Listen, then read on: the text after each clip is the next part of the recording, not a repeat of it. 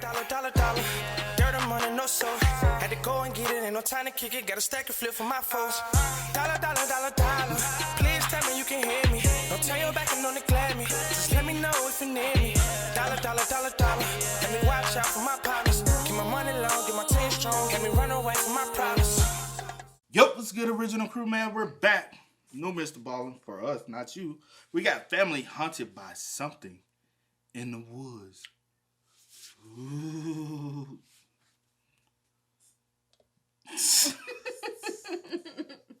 I'm talking about the hunting part. You ain't a little spooked out about a hunting? No. Not yet. I may get there. You know what I'm saying? But no, not yet. Ain't no wrong with it if you get a little spooky, scared. Need to hear the details. Ain't no wrong with it if you get a little scared. Be scared. Hold on, let me check something, y'all. Sorry. Just making sure. Yeah, we good.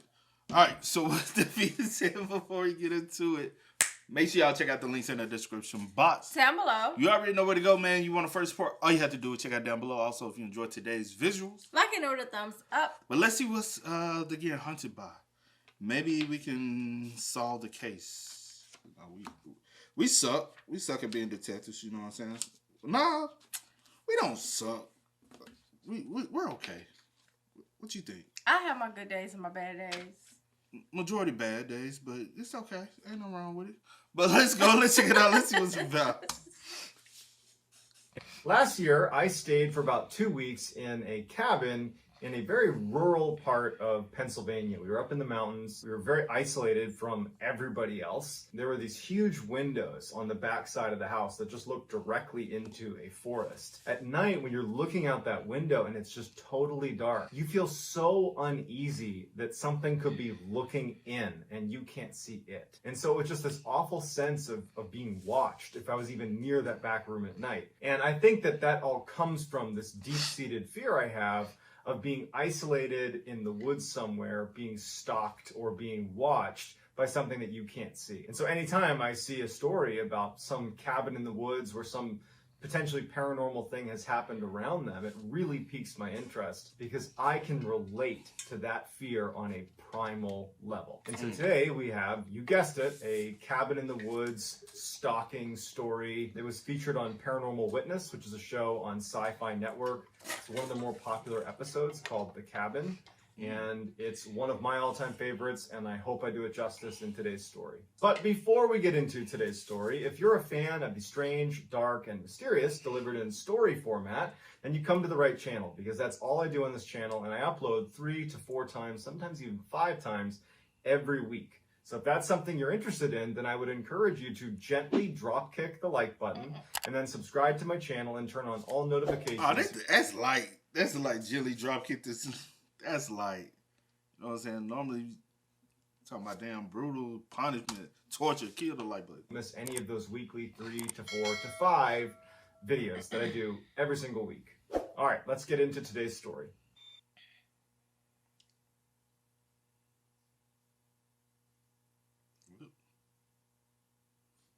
Keith and Diane grew up in the same town, London, Ohio, which was a very rural, small town in the middle of Ohio.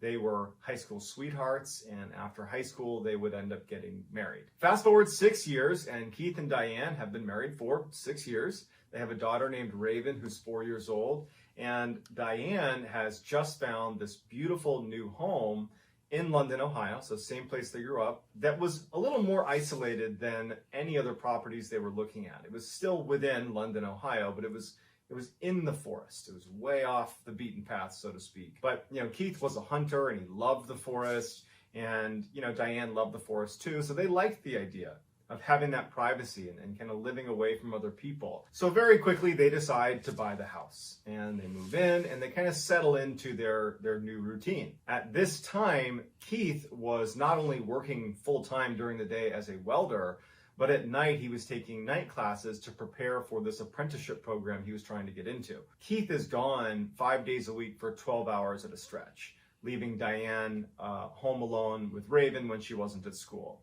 And Diane was a stay-at-home mom, so she was at this house a lot. So in those first couple of weeks that they had moved into this house and Diane's getting used to being alone quite a bit, Diane at night would hear what sounded like something she described as scampering. Some animal is moving around outside of the house. And from time to time she'd poke her head out. You know, she had this big window that sat over the kitchen sink. So whenever she was doing dishes, she'd be looking directly into their forest in her backyard, and she'd poke her head out and she'd try to get a glimpse of whatever it was. She just assumed it was, you know, a deer or a dog or something like that. My biggest thing right now is, all right, y'all got a house like a house cabin in the forest. Like, how deep out are we talking? And how many acres? Do y'all have acres of land? Because typically, if you got a cabin, you bought the cabin, this is your home, you're going to have probably about 10, at least 10. You know what I'm saying? If you're in the woods, wilderness.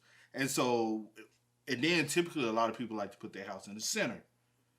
So how far away is the neighbors? Or, like, are we getting any interactions? Or, you know what I'm saying? I would like to see how the house is placed. Where's, you know what I'm saying? Just a geographical picture of it. Because just right now, because then where we at? Ohio?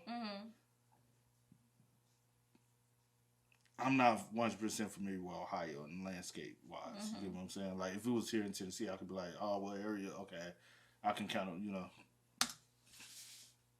And a cause for concern. It was just something she noticed within those first couple of weeks. One night, after she had put Raven to bed and Keith was still out at night school, Diane was cleaning up the downstairs and she was doing the dishes and she was looking out the window and she starts hearing that scampering sound.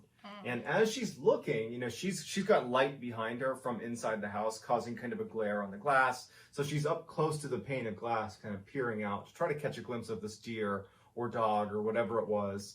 And as she's looking out into the tree line, which is very close to her house, there's only a separation of maybe 20 or 25 feet from the edge of her house to the edge of the forest. And as she's looking, she swears she sees a set of eyes looking back at her. And to her, it immediately confirms that that's a dog. There's a dog that's gotten loose, and that's what's been roaming around my property. She's not frightened. She's used to being out near the woods. So she's just like, okay, cool, it's a dog. And so she finishes the dishes, and she goes into the living room, which is on the other side of the house. And as she's picking up toys and moving things around, she happens to look up towards the window in their living room that's looking basically in the other direction as that window above her sink. She's looking in the opposite direction. And to her horror, there is a set of eyes that are at human level that are right up against the glass. She only sees it for a second. She sees the reflection of the eyes before she backs away startled. But there's light on in the room she's in, so she doesn't have a great view of what's outside. And she's not even sure if she actually saw those eyes. She's not sure if she's scaring herself. So she goes back into the kitchen to look out that window and see if she can see those eyes that she had seen before that she believed belonged to a dog. She was hoping that they would be gone and that would kind of account for the eyes she just saw at the living room window, even though it would have been a very tall dog. She goes into the kitchen, she starts leaning towards the window, and then right as she's about to put her head almost against the glass, a head comes right in front of her on the opposite side of the glass with these glowing gold eyes looking right at her. She's horrified. She practically falls over and she's looking up from the ground. She can't see what the fuck it is? Like, I get where, like the setup, I understand, like, the light, how the light reflects gonna be, especially when you have, like, it's probably making it hard to see exactly what it is. You can still, if something's right there, you're gonna be able to pick. No. Well, everybody's vision is different. I will say that. So everybody ain't gonna be able to depict certain things. Grew up living like that. That's how my dad crib, remember as we was kids, that's his little wooden shack he had. As I got older, I said, bro, I can't believe you stayed in this little bitty shit, bro. My head touching the ceiling. I said, bro, you taller than me. How the hell? You know what I'm saying? No, all the running water we had was the sink water. Everything is the vision, child. Come on. But I'm saying I understand the darkness and we had nothing but woods around. And so, like, I ain't gonna lie, at night as a kid, I used to be afraid to be over there because it's nothing but woods surrounding the little shack he had. And I used to be like, bro, how you stay out here? They moved to the city. Eyes looking right at her. She's horrified. She practically falls over and she's looking up from the ground. And there's this face looking in the window directly at her. And she's scampering back like on the ground, getting out of the kitchen. And right at that moment, she hears car tires out on the driveway. And it's Keith. Oh my God, Keith's going to run into somebody that's outside. She hears the door open and she's just praying it's Keith. And sure enough, he calls out and he sees her on the ground in the living room. And he's like, what's going on? And so she immediately tells him she definitely saw somebody outside. She thought it was a dog. Maybe it wasn't. And Keith, he's a hunter. You know, he knows they're out in the woods. They've just moved into this house. He's thinking maybe my wife is actually a little bit scared to be so isolated out here. Keith goes outside with the flashlight. He's looking all around. He's walking the property. He can't find tracks. He can't see anything. And so he comes back inside, and he never really believed that it was anything other than maybe her imagination or just some random animal outside. And so he's just telling her like, hey, I know we just moved in. I'm sure you're stressed. You're here alone all the time. You know, you got this huge woods right next to our house. You're going to hear animals. I just wouldn't sweat it. It's probably nothing to worry about. She was not cool with being told don't worry about it because she knows what she saw. So a month goes by and Keith and Diane have stopped talking about whatever Diane saw. You know, there wasn't anything else happening at the house. She wasn't seeing eyes or animals, hearing any scampering sounds. It was just kind of back to normal. Keith is gone. He's going to night school, and Diane's home by herself, and she's in the kitchen. She's looking out that window. She doesn't hear any scampering or anything, and without any warning, she sees a set of eyes suddenly appear on the edge of the window just outside of the woods. She sees the eyes dead on, and she backs up from the window. She's thinking to herself, I have to protect Raven. And her first thought is turn off all the lights in the house. That way, it can't see me. And so she runs around the house, terrified, but knew she had to do it, turning off every light. The last light she turns off is the living room light, and she's up against the wall, and as she hits the light in the living room, making everything dark, she suddenly gets a clear picture out that living room window where she had seen the eyes as well the month earlier. And standing pressed against the glass is an absolute human figure with eyes at human level, these orange glowing eyes at eye level, standing right against her window, looking in the window directly at her. Horrified, she starts making her way into the kitchen by sliding up against the wall. They have a landline phone that was hung in the kitchen. And so she gets to the phone, trying to keep an eye on that back window. She can see the side of this thing's silhouette. She calls 911 and says, there's someone outside my house. They won't go away. As soon as she hangs up, from her perspective, she can only see its shoulder. She watched the shoulder disappear out of her view. She poked her head back in the living room, and sure enough, it's gone. And as she's sitting there, it's silent. There's no sound in the house.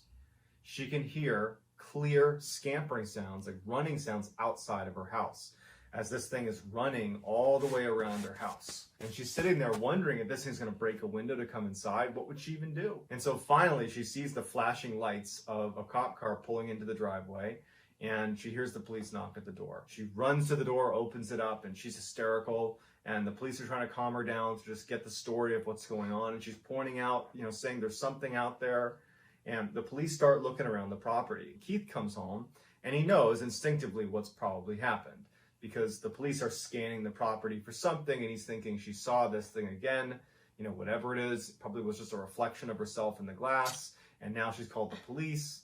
This is a small town. Keith is worried that people are going to think he's crazy. And so he comes in, and he regretted this, but he immediately got mad at his wife. Like, what are you doing? Like, you're calling the cops. Like, there's nothing here. I looked last. The other question I want to know is the time period. Because the reason why, because when he said landline phone, so I'm like, all right, is the phone hanging up with the cord? You know what I'm saying? Cord phone. I'm like, all right. Because at one point I was like, do we not have cell phones where we can communicate with each other? So I'm like, all right, for her to go to a land, also out in the woods, signal probably trash. It's probably ass as hell. Like, yeah, just it is what it is. But year will be a little what would the easy. year tell you? Just some responses. I'm wondering why she didn't do like, because my thing is if you have a cell phone, typically like now in our generation, even like in say 2010, you would have picked up your phone, you got a camera, boom, took a photo. You know what I'm saying? Things like that, or you would have called Keith even when Keith was arriving. You would have said, "Keith, is that you?" You know what I'm saying? I see somebody outside. So it's like it's just those type of things. The reason why those things didn't happen is because obviously this probably is in the 90s or the 80s. If you landline phone in the kitchen, especially in the kitchen, I'm picturing this on the wall panel thing. You know what I'm saying? You know how we grew up. You know what I'm saying?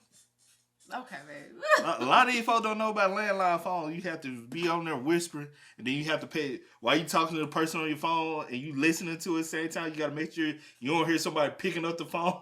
Cause if you hear somebody, reminiscing, ain't you? No, I'm just saying if you hear somebody picking up the phone, you be like, "Hang the phone up," because you can hear when other people pick up the phone.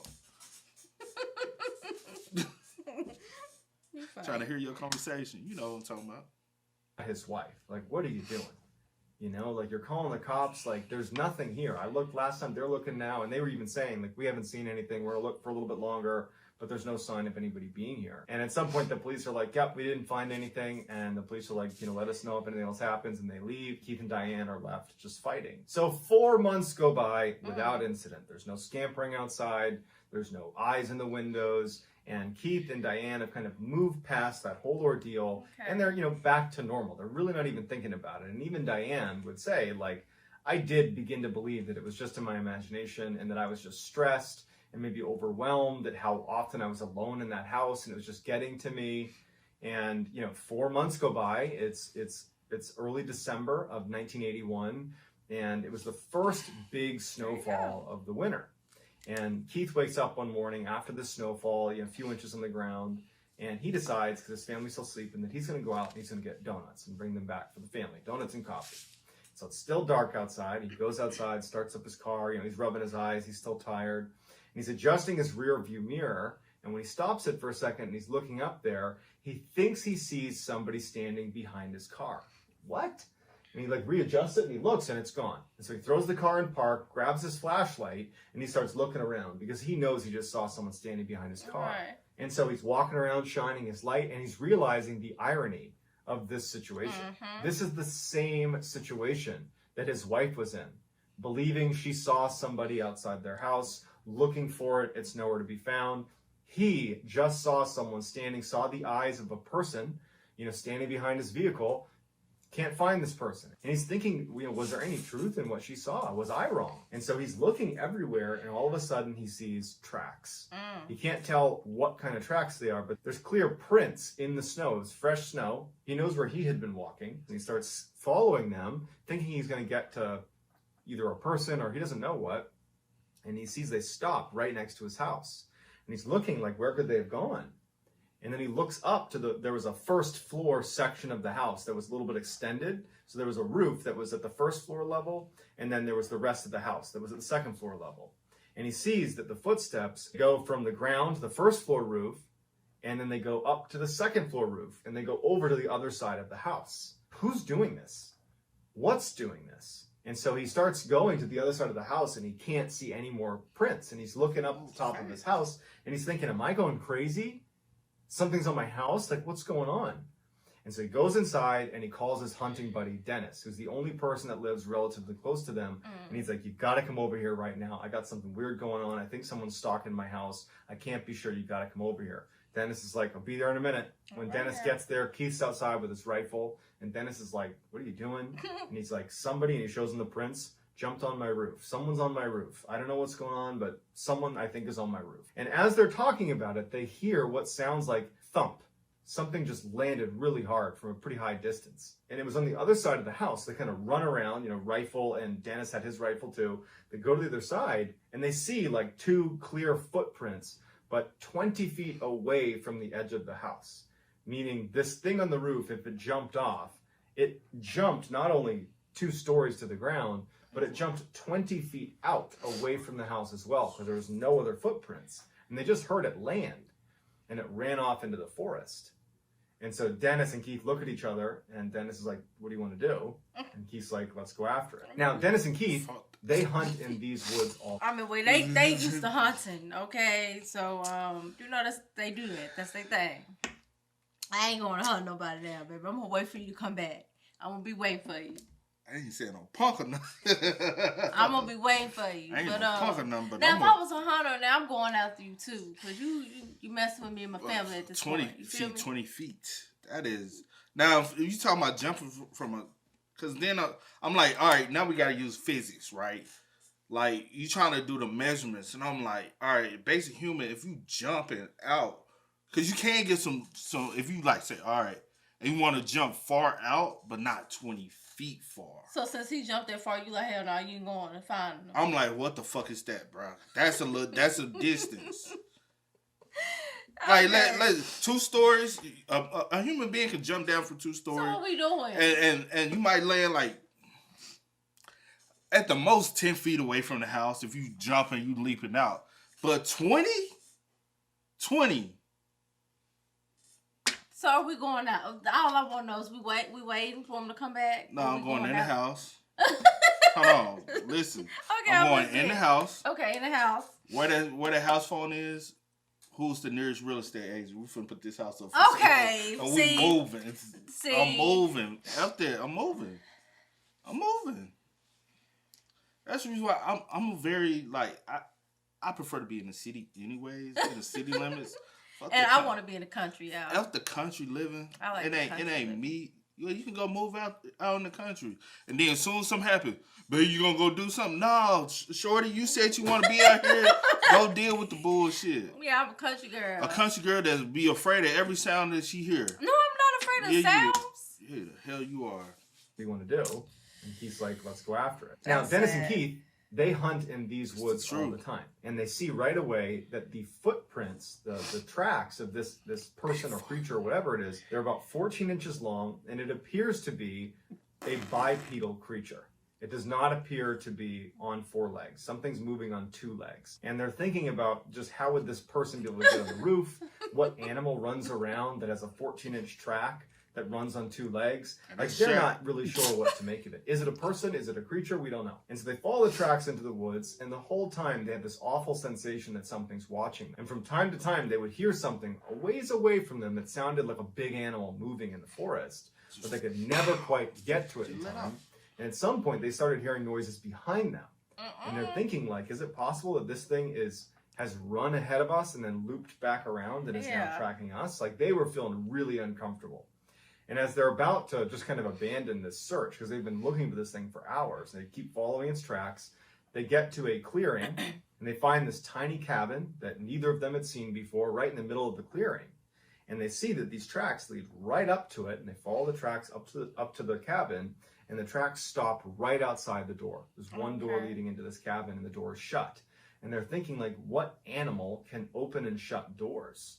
And so Dennis starts immediately hitting on the door, trying to get this person to come outside and show themselves. We know you were over at Keith's property. Get out here. We followed you here. We know it's you. There's no sound inside. There's no movement inside.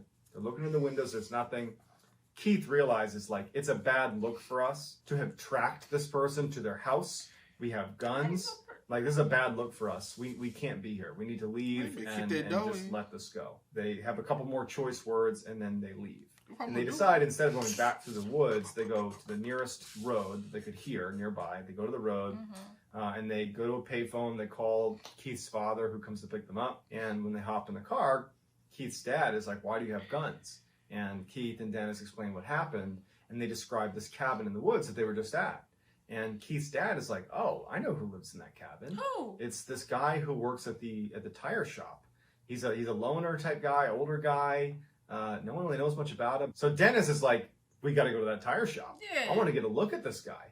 Keith's a little bit unsure, like he doesn't want to blow this out of proportion, but they ultimately decide that they're going to bring a beat up tire to this tire shop and ask to get it repaired to try to get a look at this person who apparently owns the cabin. So they go to this tire shop. They know that the front desk attendant is not the guy who owns the cabin. It's the actual mechanic who's in back. And so they give the tire over, and the front desk guy yells back to George. Says, hey, George, come out here, you got a tire. And so Keith would describe George coming out of the shadows to get the tire.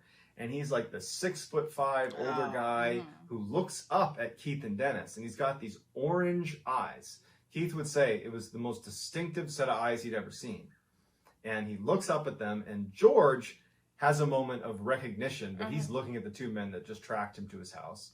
And Dennis and Keith are looking at him thinking, we know it was you. And they both recognize it.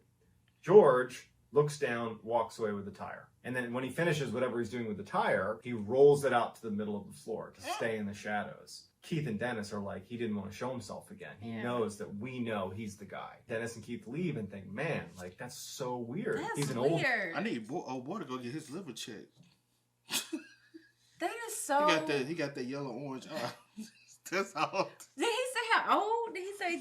he just says, like... Just older, yeah, 6'5". He's 6'5". So that was my logic. I said, now, if you were taller, like I was just jumping off the roof, yeah, because you can get a little bit more lead. So he can't be that damn old. That's what I'm saying. If he old, and jumping he ain't off doing the roof. all that. His knees ain't that good. I know. Unless he just one. Don't forget about the story we just heard. The 70-year-old dude was killing people. Throwing them over and dot. Oh, yeah. He could just be very, So you never know. Still active. Still going. But I just need him to go get that liver check. What I need for him to do is stop stalking my house. That's what I need for him to do. And go get his liver check. That he could do that on. He could do that. But I need for him to stop. Maybe the eyes one gave you away. You can't clean liver now. But yeah, that's crazy. Is that we know he's the guy. Dennis and Keith leave and think, man, like, that's so weird. He's an old guy. I mean, he kind of fits the description, I guess. He's a big guy, 14-inch tracks. That could be him. But none of it really added up. I mean, he's an older guy. How's he getting on the roof? Keith is like, I can't tell police what happened because I would have to admit that I stalked him to his house with a gun. That's how I know he's there. And he didn't commit a crime. At least I can't pin him to a crime. True. And so he can't tell the police. He doesn't want to tell his wife because his wife not only would have a big told you so moment, he knew that she would immediately want to leave, like move. And he did not have the financial resources to move. And so he decides to just kind of keep it to himself and hope that he does not run into George again. So for a few months, there's no sightings of anything strange happening at their house, at Keith and Diane's house. But in March of 1982, 3 months after their encounter with George at the tire shop, Dennis shows up at Keith's house. And he says, hey, get in. I want to show you something. And so Keith gets in Dennis's car, and they start driving, and Keith can tell that Dennis is taking him towards this cabin in the woods where George lives. And Keith says to Dennis, we can't do this. We cannot go to this guy's house. We know he did it, but what are we going to do? And Dennis goes, no. I just found out that George died. Oh. He's dead. So we can just go check it out right now. We can go check out his residence. And Keith is like, I feel bad about it, but okay, let's go check it out. And so they start driving down this one access road that would lead to George's cabin, and they find a cop car is sitting in the middle of the road. It would turn out that Dennis knew the cop, and he explained the whole strangeness behind this cabin and how it related to them. And the cop at first was very reluctant to give any information about why he was there or what was going on at the cabin. But ultimately he relented and said, actually, I'm here because there's some strangeness with the cabin. We don't really know what to make of it. And, if you want to, I can give you a quick peek of what the cabin looks like. Keith and Dennis are like super intrigued and they're like, okay. And so they go into this cabin and there's nothing in it. There's basically a chair and a table. But that's it. There's no personal effects. There's no food. There's nothing. It's just this empty, tiny space. And Keith and Dennis are, shocked. They're like, wow, this guy was living like a hermit, basically. And they thought that was what the cop was referring to when he said there's some weirdness with this cabin. They're like, man, that's crazy. George, how did he live like this for 40 years? Crazy. And the cop's like, no. That's not the weird part. He goes, that's the weird part. And he points at a sheet that's hanging down inside of the cabin. The cop goes over and pulls the sheet aside, and it revealed a metal door, a sliding door. And they slid it open, and immediately they're hit with this wet dog smell, like kind of a gross wet dog smell. Mm-hmm. And they go into this cell that had plate steel lining the walls with metal strips and rivets holding everything in place. It was like this metal encased tomb that they were in. And in the middle of the floor was a 10-foot chain link, and at the end there were shackles for wrists and for feet. And on the wall were all these scratch marks, old and new, all over the walls. And so the police officer's like, yeah, we're trying to figure out what old George was doing with this cell in his cabin in the middle of the woods. Keith and Dennis, they leave and they go back into their car and they're driving away, and neither of them are even talking about what they saw. But they know that something that was being held in that cage in the cabin had been the thing they had stalked. It had been the thing that had been stalking their property, Keith's property. It was the thing that was staring in the windows. It's all very unsettling. But Keith, Dennis, Diane never found out what it was. Keith would say, though, that there was no more stalking at his property once George had died. They never saw the eyes again. So no matter what this was, something was showing up at Keith and Diane's house and looking in the windows and, stalking them. And something made tracks, got on the roof of Keith and Diane's house, ran into the woods, and made its way back to George's cabin. Now, we don't know if that something was just George, or if it was some creature, some animal that was in that cage, or if it was something else. So let me know in the comments what you think it was and what happened, and I'll do my best to get back to as many people as I can.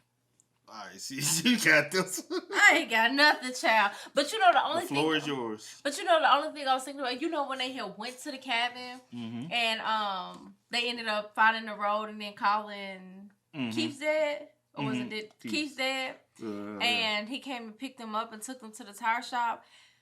George would have been able to get to work that quick. No, they didn't go that day. Oh, they didn't go that day. I was a little confused about that because I was like, did I tune out a little bit or something? Because I was like, well, dang, he made it to work quick. No. So why would he think that it was like maybe? What if he was just holding someone hostage in there?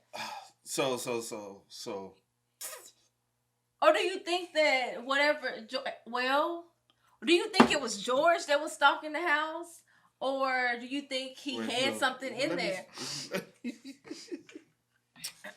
All right, so this is my thoughts. Go ahead. That's my thoughts. I got a couple thoughts. Okay, go ahead. Let us know. It could be George kidnap cabin. You know what I'm saying? We can go there where he would kidnap people, and that's where he held people. He held them in there, torturing them, because all he said was scratch marks. Some and old, a thing to have and somebody's wrist and ankles, some old and some new. Yeah. So he could have been a serial killer or a kidnapper or something of the nature, because obviously he's been out here for a while. Keith and Diane just now coming out here. They haven't been out here that long to even, you know what I'm saying? So he's also having to check, George also having to check his surroundings. Who is...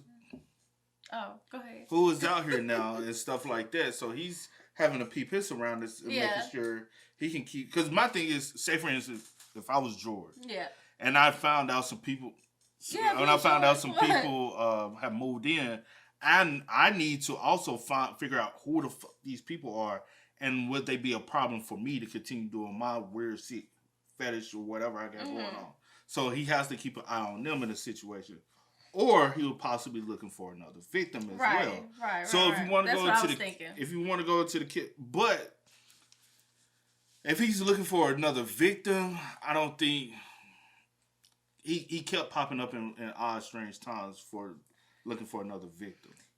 Yeah. Because even confronting Keith the way he did, standing behind the car. Yeah. He want 9 times out of 10, he possibly want to try to get the wife and not necessarily Keith, especially with Keith being a hunter. Also, the reason why Keith and them never heard anything again after going to the tire shop is because, for one, George know y'all have recognized him. Yeah. Y'all done picked up on him. So I have to lay low. I can't. It's not just the fact that George died, but George also realized y'all know where I stay at now. Y'all even know where I work. So y'all know who I am. I need to stay far away from y'all as possible. But if you want to go to the supernatural, and I know a lot of people want to go in that direction that's watching. Well, okay, go ahead. The supernatural, just stuff that's not, you can do, It could be if you go like what's the Michael J. Fox joint that he did with where he became the teenage werewolf joint. Maybe he knew he turns into some kind of type of creature, right? And he has to chain himself up sometimes at night. So when he do cross and go into this thing, that's the reason why he's clawing, trying to escape, and then he's able to get himself out after he comes back down.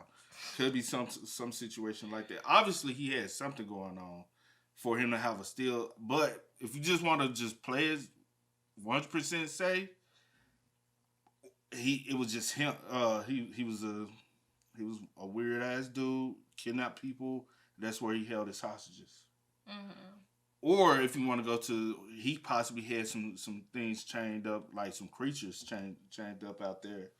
But where is these creatures at now? Obviously, if George died, you would have found the creatures. Yeah. Since George died, y'all haven't found anyone.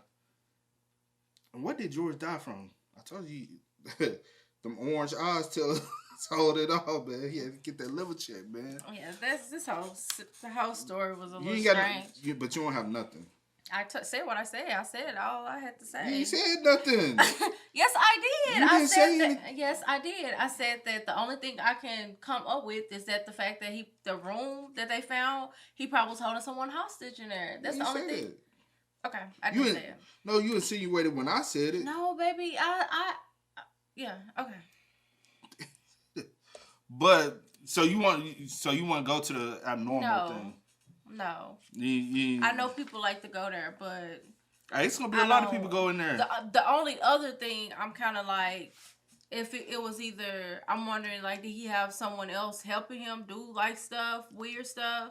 Because the only other thing I'm like with him jumping, we didn't get his age. Like I understand he said he was older. He probably was just older than Keith and Dennis. I don't even know their age. You don't know their age. Like, it's a lot of. So I don't know how old he was, because I'm like, if we going off of the distance that he jumped, I'm like an old man.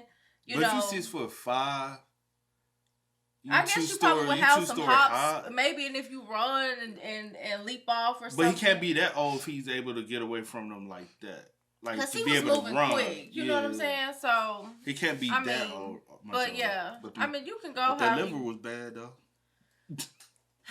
You can go however, I just feel like he was the one, because he said at the end, like, whatever Mr. Ballen said at the end, whatever he probably had in the room was what was stalking, or George was the one that was doing it. We really don't know, because they never really found out. But you just want to stick to the kidnapping.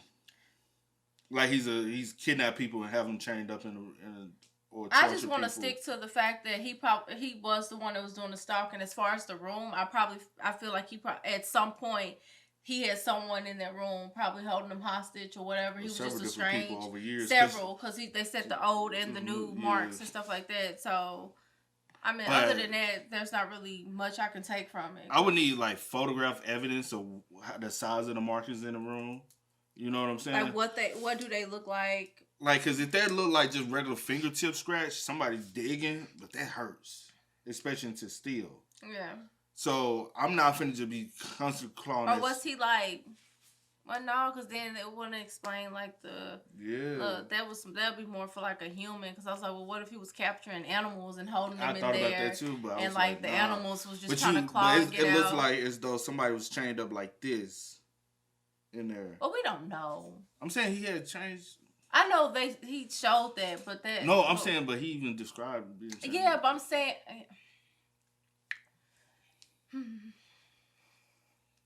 Yeah. You don't want to go nowhere else, so I'm just. Because y'all always want to like. Who is y'all? I'm just giving a hypothesis of what they possibly thinking. Okay, that's why I say you can say whatever you want. You can go whichever way you want. But this is just what my brain going.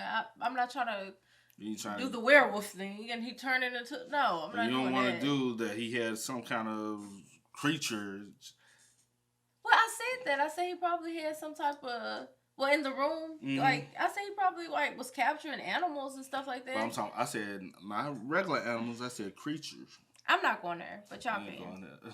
Bigfoot.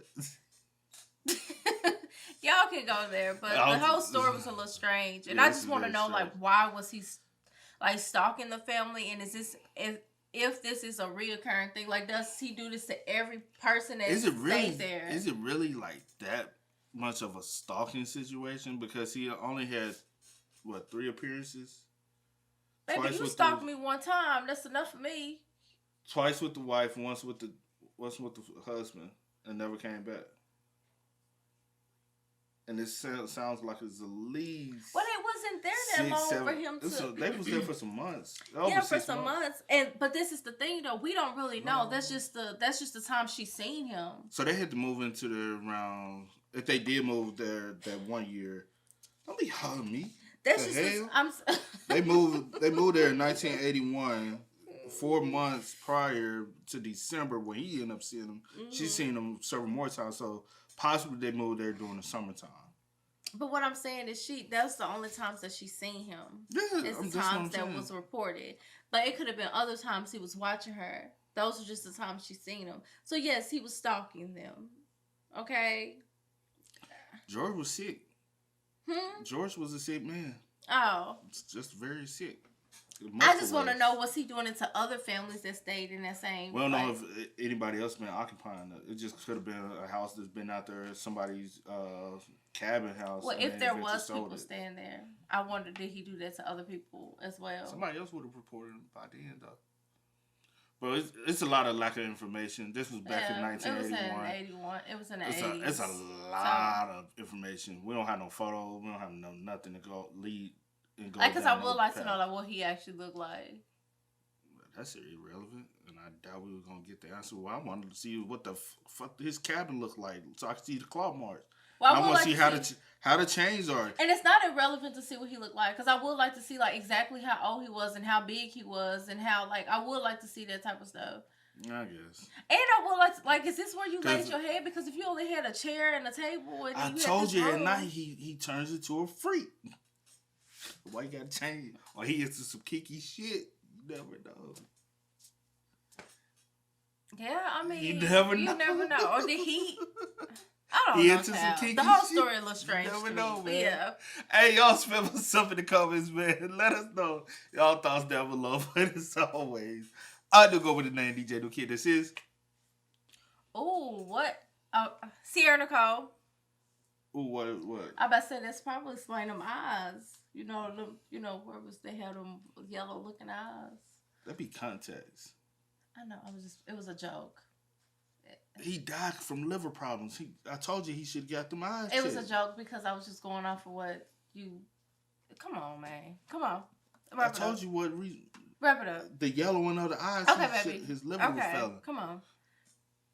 That's why they orange. Yeah. He was gone, bruh. I do go by the name DJ The Kid. This is Sierra Nicole. You are? Kid and C. We out. Go and get it, ain't no time to kick it. Got a stack of flip for my folks. Dollar, dollar, dollar, dollar. Please tell me you can hear me. Don't turn your back and don't neglect me. Just let me know if you need me. Dollar, dollar, dollar, dollar. Let me watch out for my partners. Keep my money long, get my team strong. Let me run away